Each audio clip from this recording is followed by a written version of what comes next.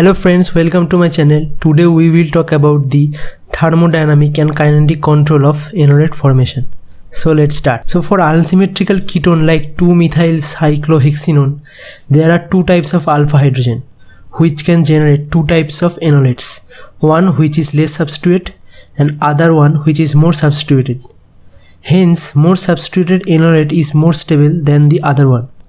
Now for the synthetic purpose, we need to synthesize any one of them selectively to serve our own purpose for some time. The question remains, how would we do that? Now we have to create a favorable reaction condition for the both of the enolate so that we can get one type of enolate exclusively when we want. So let's just discuss one by one. 2-methyl cyclohexenone where the HA proton is more acidic, less sterically crowded and statistically favored because there are two types of such proton.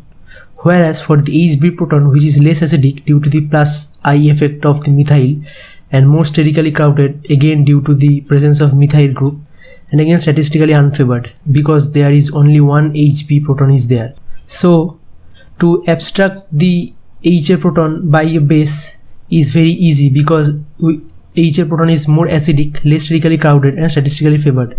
But if HB proton is abstracted, then that will generate a more stable enolate which is more substituted and that will generate more stable enolate. So this is a challenge, that how we can generate a less substituted enolate in spite of its less stability, and again how we can generate a more substituted enolate in spite of the less acidity of that proton which is HB, more statically crowded and statistically disfavored. So these are the challenge. In order to get less substituted enolate, we have to maintain a following condition. We have to destabilize the equilibration between the two enolates and maintain the irreversibility by the following way. Because we know that when form a single substrate which is 2-methyl cyclohexenone, there can be a possibility of forming two types of enolates. So if the system is in equilibrium, system always wants to form the most stable enolate, which is the more substituted enolate. So in order to get the less substituted enolate, we have to destroy the equilibration and have to run the reaction with irreversibility. So we have to set conditions which favors the irreversibility of the reaction. So how we will do that? We have to use a strong and sterically hindered base so that the HA proton will be very fast captured by the base, and HB proton, due to its less acidity and sterically crowded, that cannot act as fast, that cannot be abstracted as fast as HA. And second condition is the usage of excess base that maintain irreversibility. We have to use a excess base so that the irreversibility of the reaction can be maintained. And also we have to maintain the low temperature and short reaction time so that the equilibration of the reaction cannot be sustained. And to get more substituted enolate, we have to just maintain the reversibility of the reaction, because if the reversibility of the reaction is achieved, then the reaction will always tend to form the most stable product, which is that most substituted enolate. So we have to maintain the reversibility of the enolate formation by the following way. We have to use a weak base. So if we use a weak base, the weak base cannot distinguish the HA and HB proton, because for a weak base the acidity of HA and HB will be more or less similar.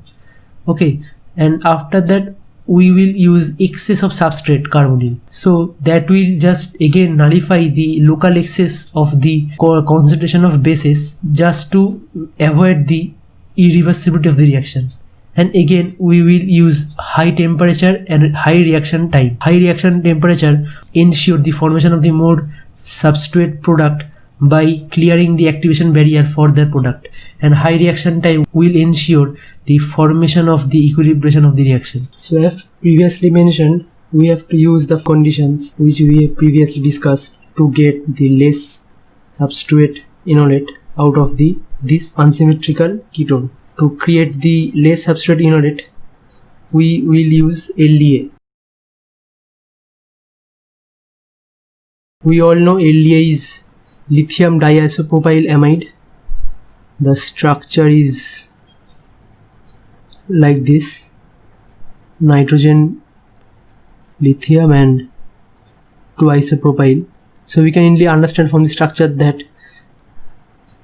this base is sterically hindered base, okay, and as well as this is a very strong base because the pKa for this ketone is around 20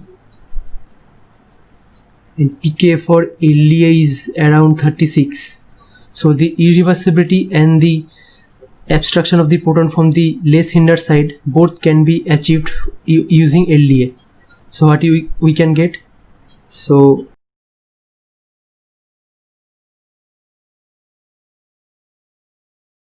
we get LDA like this. So there is a proton which will be abstracted just like this,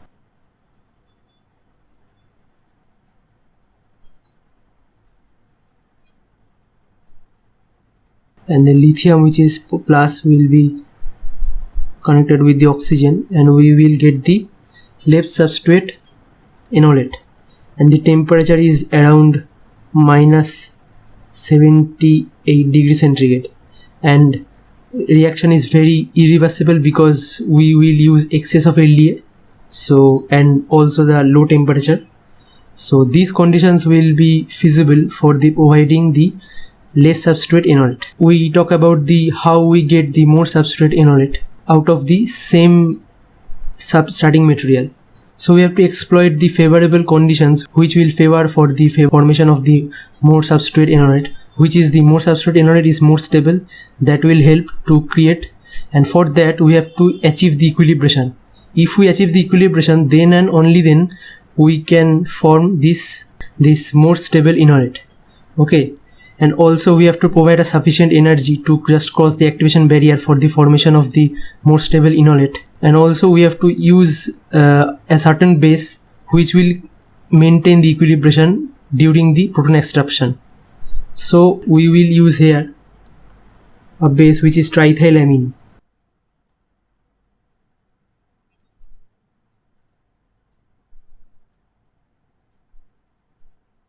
So the pKa value for triethylamine is around 10, and previously we said that the pKa value for this ketone is in the range of 20. So you will surprise that how that the base has the lower pKa than the starting material, so how can the abstraction of proton can occur.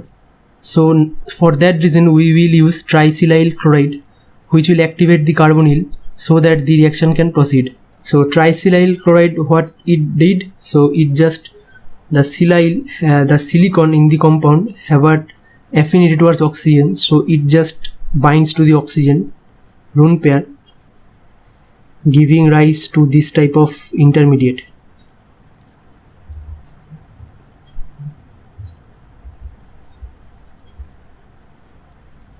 Now the carbonyl is activated. So now what happens, the abstraction for the proton from this unsymmetrical ketone is somewhat easier, but still the basicity of the base is less, okay. So for that reason the irreversibility of the reaction which previously achieved by the LDA cannot occur here. So as being NH3 triethylamine a very weak base as compared to starting material, that will create a reversibility during the reaction. So as the reaction will be slow, there will be chance of capturing the two types of proton, okay. So triethylamine can abstract this proton and also can abstract this proton also. So we will get two types of transition state. As triethylamine is weak base, so it cannot distinguish which proton is more or less acidic. It seems like to the triethylamine both the protons are almost of similar acidity, okay. So that's why it just generates the two types of transition state.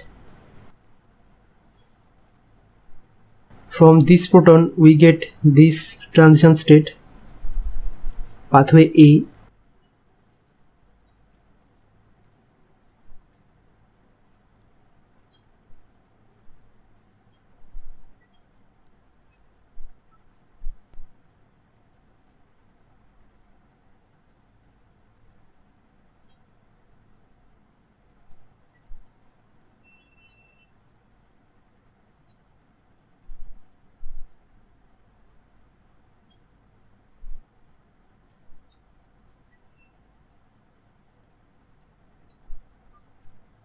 this will be a transition state, and from the proton B there will be a pathway B. From there we can get this type of transition state.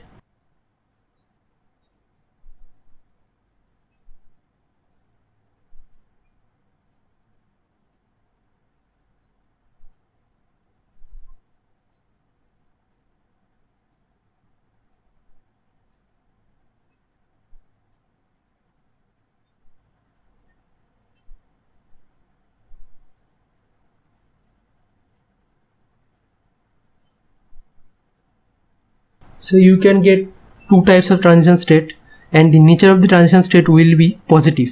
Okay, so now we can easily think that transition state from pathway B, which is more substrate, the partial double bond is stabilized by the methyl group. So the transition state we get from the pathway B will be more stabilized than from the pathway A, where the transition state which will be less stabilized.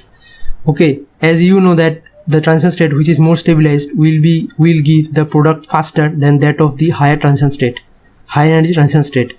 Okay, so reaction will be solely carried out from this transition state, and we will be able to create enolate, which is a more substrate enolate. So this is how we can achieve the more stable enolate out of the same substrate with maintaining a proper condition. And also the favorable condition we have to maintain, which is we have to use a weak base which can maintain the reversibility of the reaction, and also we have to give a sufficiently long time to establish the equilibration, and also we have to give enough temperature so that the enough energy can be there which will helps the substrate to achieve the higher activation energy. After that also we will use excess ketone, so that by any chance there cannot be a local excess of bases, so that the reaction gets a chance to gain its irreversibility.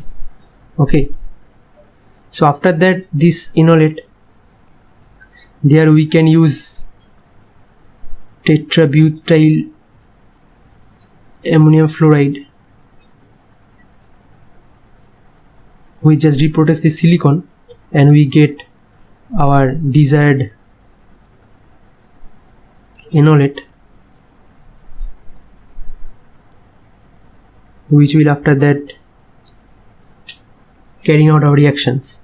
So previously here oxygen is blocked by the silicon, so we can deprotect it either by tetrabutyl ammonium fluoride, or either we can also use methyl lithium, which will the methyl CH3 minus just attacks the silicon, and oxygen will be deprotected. Okay, so this is how the two of the process we can deprotect the silicon protection of the oxygen.